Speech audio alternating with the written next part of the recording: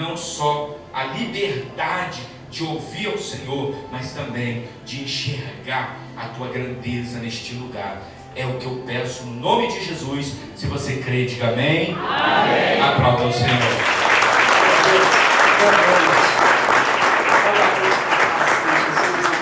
Amém. Olha a tua Bíblia comigo no Salmo 34.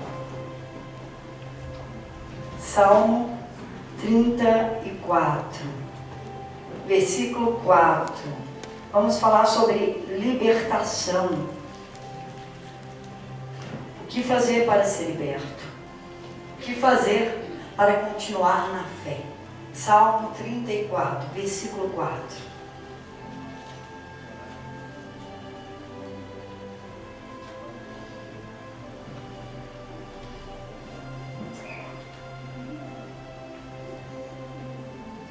Salmo 34, versículo 4, está escrito assim, vamos lá? Busquei ao Senhor, e Ele me respondeu, livrou-me de todos os meus temores. Olharam para Ele e foram iluminados, e os seus rostos não ficaram confundidos. Clamou este pobre, e o Senhor o ouviu, e o salvou de todas as suas angústias. O anjo do Senhor acampa-se ao redor dos que o temem e os livra. Provai e vede que o Senhor é bom. Bem-aventurado o homem que nele confia. Temei ao Senhor vós, os seus santos, pois nada falta aos que o temem. Amém? Amém. Pode se sentar. Vamos falar desses poucos versículos do Salmo 34. Porque a primeira coisa que nós lemos aqui é busque ao Senhor. Busquei ao Senhor e Ele me livrou dos meus medos. Então buscar o Senhor, esse é o caminho, essa é a solução. Buscar a Deus, porque é Ele que pode, contra coisas que você não consegue resolver, que ninguém pode resolver, contra aquilo que nem médico pode resolver, contra o que você não consegue lidar. Busque ao Senhor. Primeiro conselho aqui é buscar o Senhor para que Ele livre você de todos os medos. Busquei ao Senhor, disse o salmista, e Ele me respondeu. Porque, olha que interessante, Deus, Ele corresponde.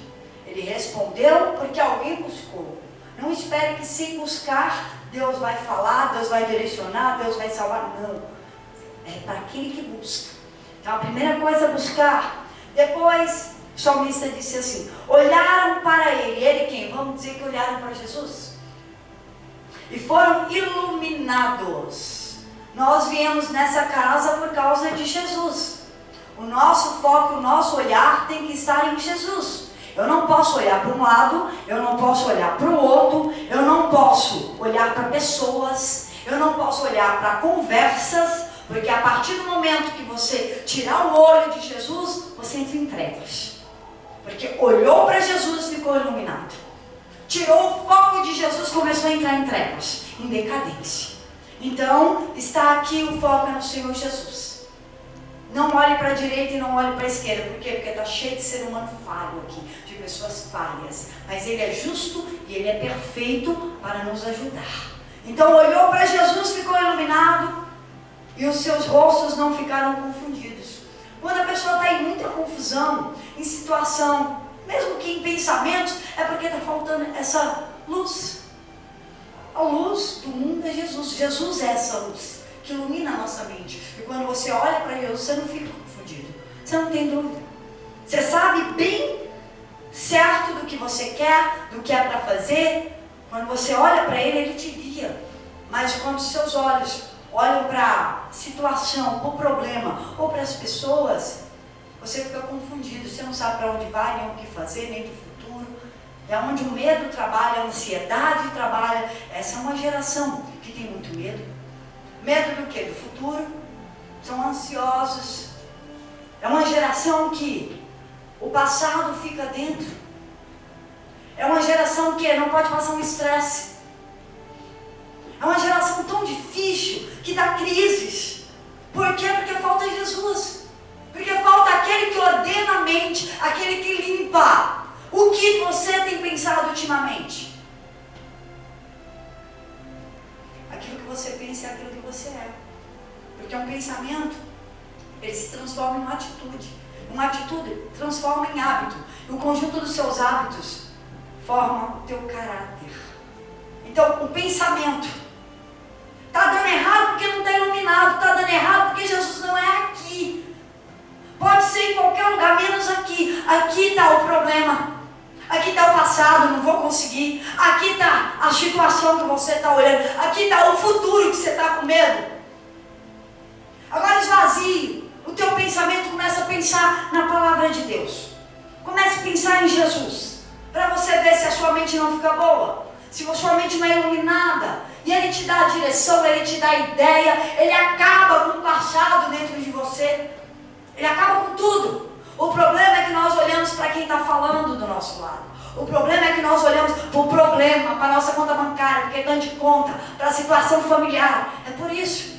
É para olhar para Jesus. É Ele que é a solução. Então eu tenho que buscar o Senhor e olhar para o Senhor. Depois ele fala assim, clamou este pobre. Eu gosto de outra versão atualizada que fala assim, clamou este aflito. Pobre, necessitado e aflito. Clamou este aflito. E o Senhor o ouviu. Olha que interessante, Deus ouve quem fala com Ele. Quem clama, quem ora. Quem ora em voz alta, em voz baixa, não importa, ore. Deus responde àquele que ora, Deus ouve. Então clamou este aflito e o Senhor o ouviu. E o salvou de todas as suas angústias. Angústias. Quem é que vive angustiado, atribulado? Aquele que tem problema. Aquele que não está iluminado. Aquele que não está com a mente bem, aquele que não está em Cristo. Ele só vive atribulado da vida. Versículo 7. O anjo do Senhor acampa-se ao redor dos que o temem e os livra. Olha que interessante aqui. O anjo ele fica ao redor de quem teme. Teme a quê? A Deus. Quando a gente teme, a gente respeita. Quando a gente teme, a gente obedece. Então essa palavra é obedecida, ela é viva, ela é eficaz, porque ela é praticada, porque essa pessoa teme a Deus. Então, do lado dela, aqui ó, assim em volta, tem anjos acampados, fixos aqui, mandados por Deus para livrar de todo mal, para guardar essa vida. Então, temer a Deus tem direito a anjo e a livramento. Praticar a palavra de Deus. Quando eu temo, eu respeito. E eu respeito, aí eu obedeço quem eu respeito. Quem eu não respeito, eu não obedeço. No caso de muitos filhos que eu não respeito os pais, nem obedecem. Mas quando eu respeito os pais, eles obedecem. E assim é com Deus também. Versículo 8. Provai e vede que o Senhor é bom. Bem-aventurado o homem que nele confia. Provar. Eu adoro falar, fazer prova com Deus. Mas hoje eu quero outro sentido. Provar de degustar, de experimentar. Não estou dizendo só de comida não. Prove a Deus. Experimente a Deus. Mas para experimentar a Deus, você precisa conhecê-lo. Para conhecê-lo, você tem que passar pela libertação. Você tem que buscar. Você tem que olhar para Jesus. Você tem que clamar a Ele, para Ele te responder. E mais, você tem que temer a Ele. Aí você vai ter um encontro com Ele, você vai provar. Essa é uma outra fase. Culto domingo. Culto domingo, busca do Espírito Santo. Essa nova fase de provar a Deus e conhecer a Deus vem. Próximo versículo.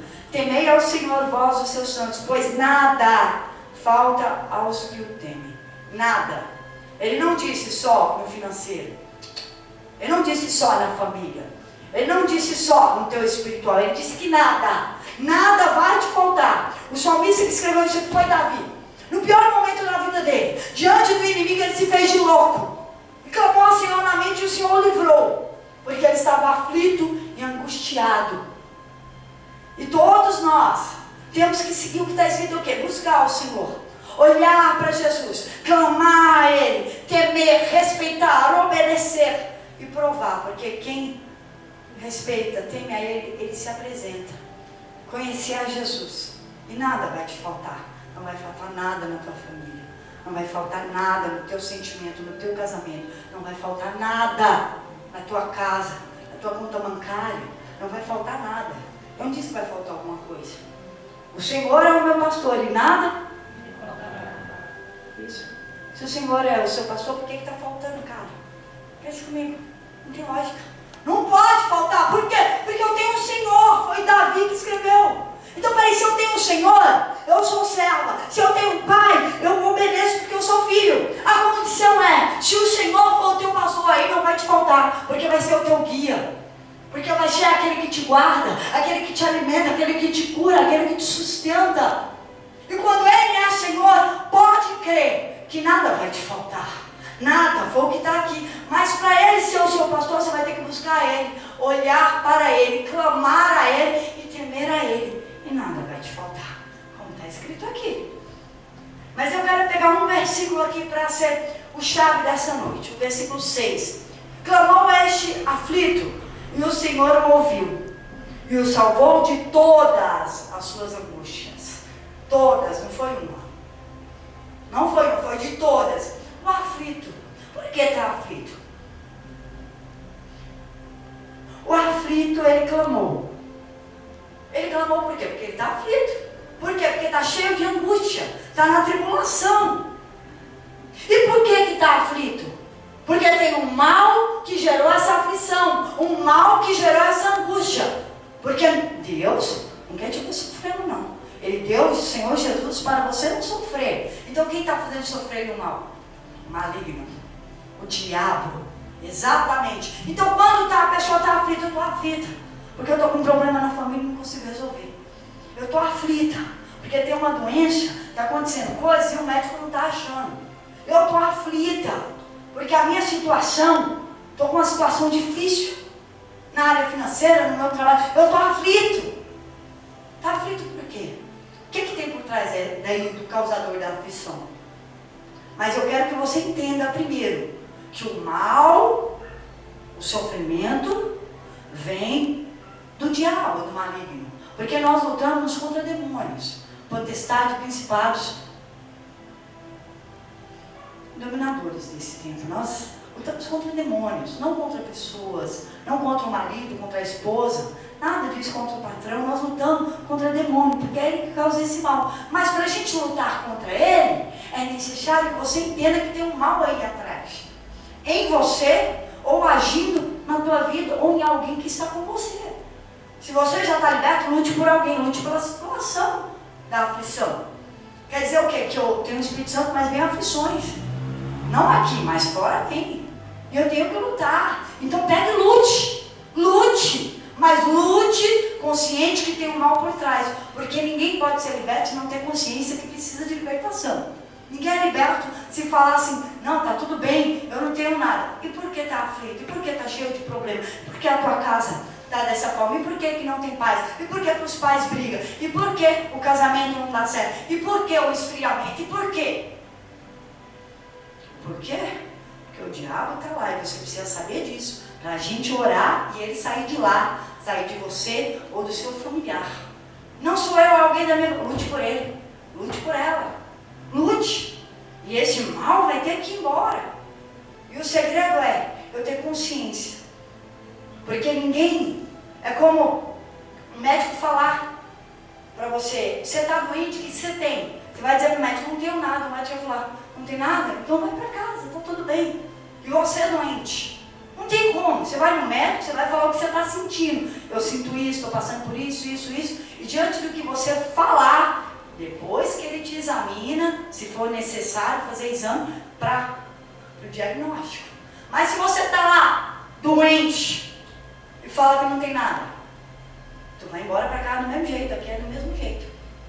Se você chegar aqui e falar para mim, eu não tenho nada, está tudo bem, tu vai para casa, mas o que está por trás vai junto. A situação não vai mudar, você não vai sarar, sua vida não vai para frente, não vai melhorar.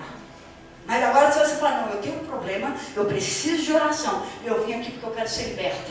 Eu quero a libertação da minha casa, ou de algum familiar. Mas principalmente, Deus não vai libertar o teu familiar antes de libertar você. Presta atenção no que eu estou falando. Um caído não levanta o outro. Está entendendo? Um cego não guia o outro, porque vai cair os dois no buraco, diz a palavra. Eu estou falando palavra.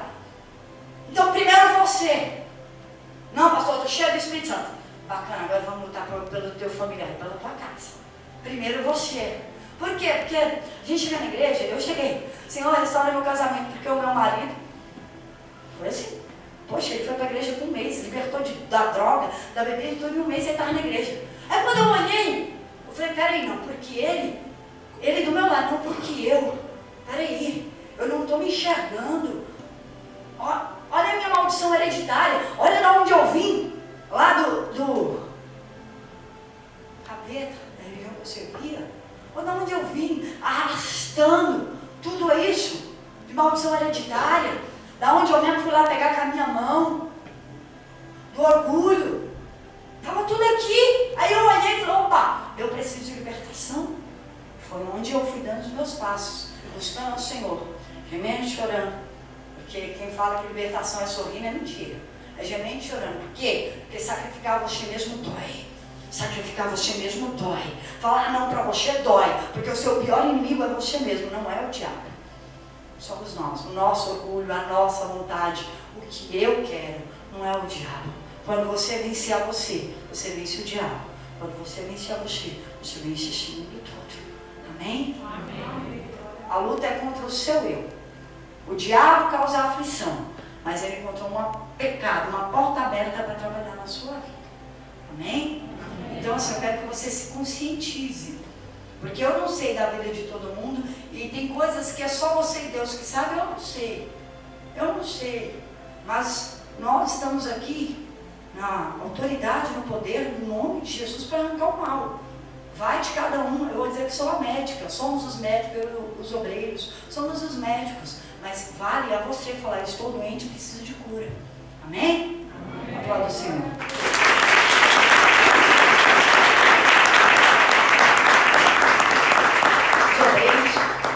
Por gentileza, todos, nós vamos orar com imposição de mão por todos, Nós vamos orar, e se tiver um mal na sua vida, manifestando ou não manifestando, ele vai embora. Mas se você estiver doente, falar que não manifesta, não manifesta mesmo, só que você vai voltar a dormir para casa.